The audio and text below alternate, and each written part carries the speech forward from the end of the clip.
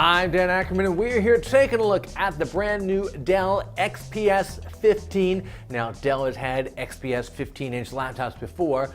This model is a bit of a pretty serious revamp.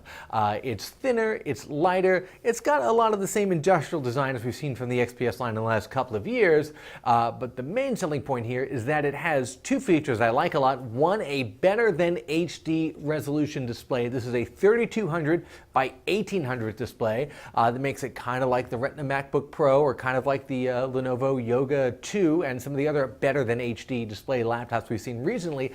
And it also has a discrete graphics card. In this case, it's the NVIDIA GeForce 750M, which is a perfectly fine mid-level card if you're not doing like super serious all the time gaming. It gives you that option while still being kind of a thin, light, tote around, almost business-minded laptop because it's pretty buttoned up looking.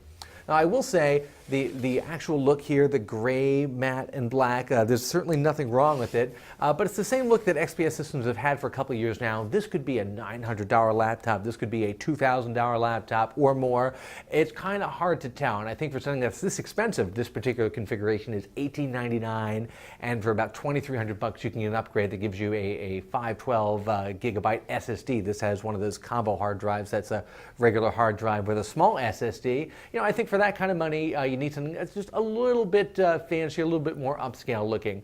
But the build quality is really great. This is aluminum and carbon fiber. The joints are all tight, no real complaints there. I always like the rounded corners on the Dell keyboards, but this keyboard feels a little bit small. There's a lot of dead space here. They could definitely put in like a full number pad or something like that.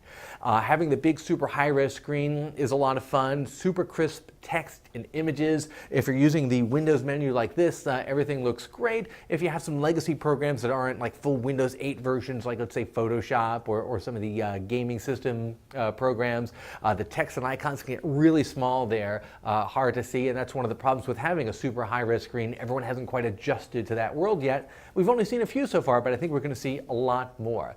So basically, if you want something that's pretty much just like the 15-inch Retina MacBook Pro, and I mean that in a good way, but you have to have Windows 8 instead of OS 10, this is a very, very close comparable system, both in terms of features and price. I'm Dan Ackerman, and that is the Dell XPS 15.